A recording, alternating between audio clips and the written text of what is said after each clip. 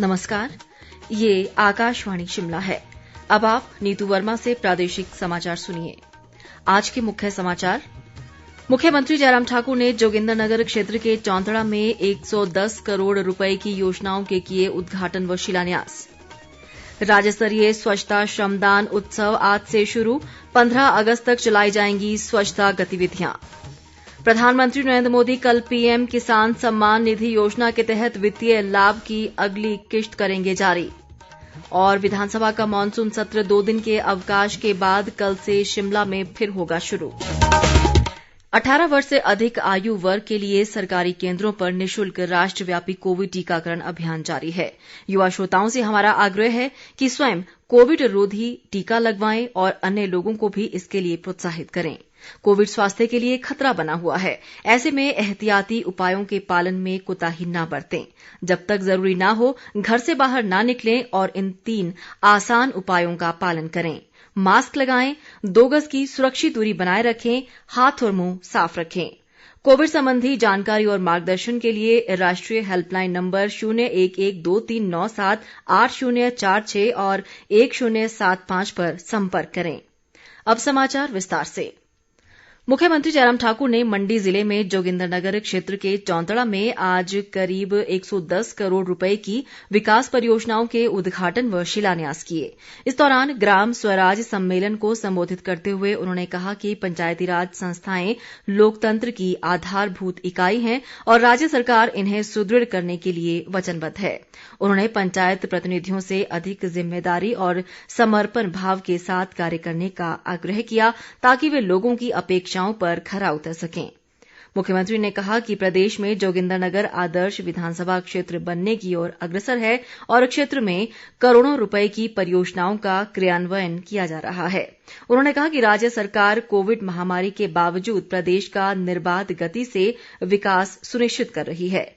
ग्रामीण विकास मंत्री वीरेंद्र कंवर, जल शक्ति मंत्री महेंद्र सिंह ठाकुर और स्थानीय विधायक प्रकाश राणा समेत कई अन्य गणमान्य लोग इस दौरान मौजूद रहे। बाद में नेरचौक में प्रदेश शिक्षक महासंघ के अधिवेशन में मुख्यमंत्री ने कहा कि सरकार अध्यापकों की विभिन्न श्रेणियों की उचित मांगों पर सहानुभूतिपूर्वक विचार करेगी। उन्होंने कहा कि हिमाचल प्रदेश शिक्षा में समुचित विस्तार कर चुका है और सरकार गुणात्मक शिक्षा व शैक्षणिक अधोसंरचना के सुदृढ़ीकरण पर बल दे रही है। शिक्षा मंत्री गोविंद ठाकुर ने भी शिक्षकों को संबोधित किया। इस बीच मुख्यमंत्री ने मंडी में राज्य स्तरीय स्वच्छता श्रमदान उत्सव का भी शुभारंभ किया। यह उत्सव प्रदेश भर में 15 अगस्त तक मनाया जाएगा। इस दौरान पंचायत प्रतिनिधि अपने संबंधित क्षेत्रों में महिला, युवक मंडलों व अन्य सामाजिक संगठनों के सहयोग से स्वच्छता अभियान चलाएंगे। प्रधानमंत्री नरेंद्र मोदी कल वीडियो कॉन्फ्रेंस के माध्यम से प्रधानमंत्री किसान सम्मान निधि योजना के तहत वित्तीय लाभ की अगली किश्त जारी करेंगे। इसके तहत 9 करोड़ 75 लाख से अधिक किसान परिवारों को 19,500 करोड़ रुपए से अधिक की राशि अंतरित की जाएगी। प्रधानमंत्री इस दौरान किसान लाभार्थियों से चर्चा कर उन्हें संबोधित भी करेंगे। शहरी विकास मंत्री सुरेश भारद्वाज ने आज शिमला के उपनगर समरहिल के समीप चैडविक फॉल क्षेत्र में आयोजित पौधरोपण कार्यक्रम में देवदार का पौधा रोपित किया। वन विभाग व सेवानिवृत्त कर्मचारी संगठन द्वारा आयोजित इस कार्यक्रम में भारद्वाज ने कहा कि दूषित पर्यावरण पूरे विश्व के लिए एक समस्या बनी हुई है और पौधरोपण कर इसे समाप्त किया जा सकता है। उन्होंने बताया कि इस वित्त वर्ष में वन विभाग ने प्रदेश की 14,000 हेक्टेयर भूमि पर पौधरोपण का लक्ष्य निर्धारित किया है। विधानसभा अध्यक्ष विपिन सिंह परमार ने कांगड़ा जिले में सुलह क्षेत्र के गग्गल खोली में आज राजकीय आयुर्वेदिक स्वास्थ्य केंद्र का लोकार्पण किया। इस स्वास्थ्य केंद्र से क्षेत्र के हजारों लोगों को स्वास्थ्य सुविधा घर द्वार पर मिल सकेगी। विपिन परमार ने बताया कि इस वित्त वर्ष में राज्य सरकार ने बेहतर स्वास्थ्य सेवाओं के लिए 3,016 करोड़ रुपए का प्रावधान किया है। सामाजिक न्याय व अधिकारिता मंत्री सरवीण चौधरी ने कहा है कि गरीब व कमजोर लोगों का कल्याण सरकार की प्राथमिकता है। कांगड़ा जिले में शाहपुर के रिडकमार में आज जनसुनवाई के दौरान उन्होंने कहा कि लोगों के कल्याण के लिए सरकार ने अनेक नई योजनाएं व कार्यक्रम शुरू किए हैं। सरवीण चौधरी ने कहा कि सरकार ये सुनिश्चित कर रही है कि समाज के अंतिम व्यक्ति तक विकास योजनाओं का लाभ पहुंचे और उनके जीवन स्तर में सुधार हो।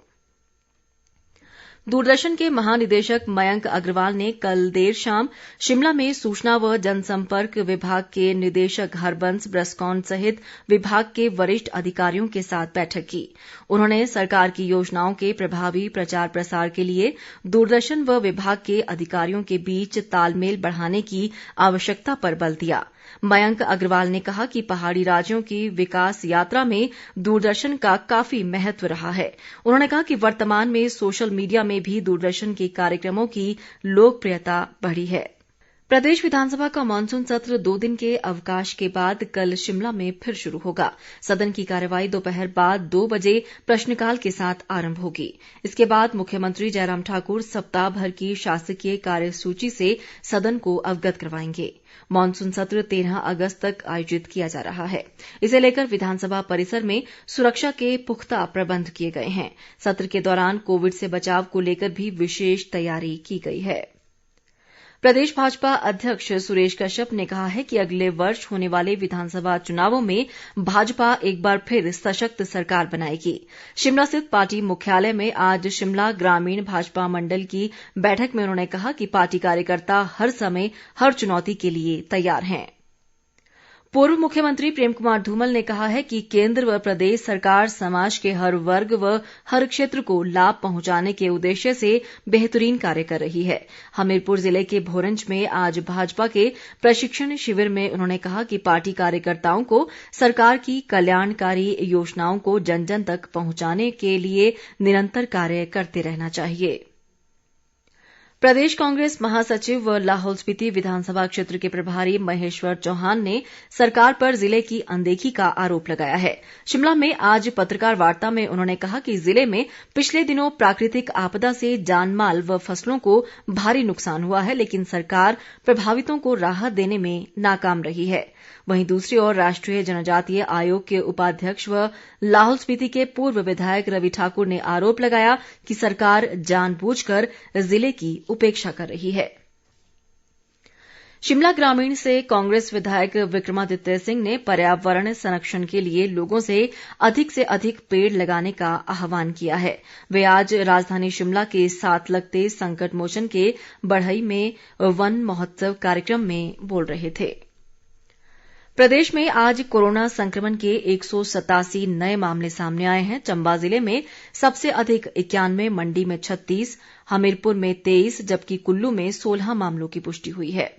पिछले कुछ दिनों के दौरान कोरोना के मामलों में वृद्धि दर्ज की गई है, जिसके चलते सक्रिय मामलों की संख्या 1962 तक पहुंच गई है। स्वास्थ्य विभाग के अनुसार आज 172 लोग संक्रमण से स्वस्थ हुए हैं। अब तक 2,02,366 लोग संक्रमण से स्वस्थ हुए हैं। प्रदेश में कोरोना से अब तक 3,518 लोगों की मृत्यु हुई है। प्रदेश के शक्तिपीठों में कल से शुरू हो रहे श्रावण अष्टमी मेलों में बाहरी राज्यों से आने वाले श्रद्धालुओं के लिए कोरोना की नेगेटिव रिपोर्ट या वैक्सीन की दोनों डोज का प्रमाण पत्र दिखाना अनिवार्य किया गया है। इसके बिना श्रद्धालु मंदिरों में दर्शन नहीं कर पाएंगे। श्रावण अष्टमी मेलों को ध्यान में रखते हुए राज्य आपदा प्रबंधन प्राधिकरण ने चिंतपूर्णी और अन्य मंदिरों में आने वाले श्रद्धालुओं के लिए कुछ पाबंदियां निर्धारित की हैं। पुलिस विभाग द्वारा हिमाचल के प्रवेश द्वारों पर अंतर्राज्यीय आवाजाही की निगरानी के लिए चेक पोस्ट व नाके स्थापित किए जाएंगे। कांगड़ा जिले में कल 121 केंद्रों पर 18 वर्ष से अधिक आयु वर्ग के लोगों को कोविड के टीके लगाए जाएंगे।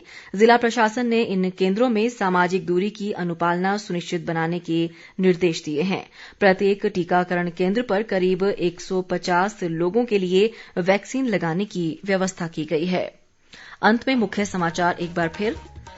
मुख्यमंत्री जयराम ठाकुर ने जोगिंद्रनगर क्षेत्र के चौंतड़ा में 110 करोड़ रुपए की योजनाओं के किए उद्घाटन व शिलान्यास।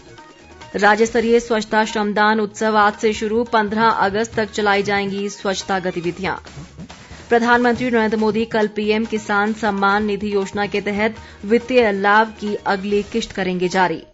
और विधानसभा का मॉनसून सत्र 2 दिन के अवकाश के बाद कल से शिमला में फिर होगा शुरू। इसी के साथ ये समाचार बुलेटिन समाप्त हुआ। नमस्कार।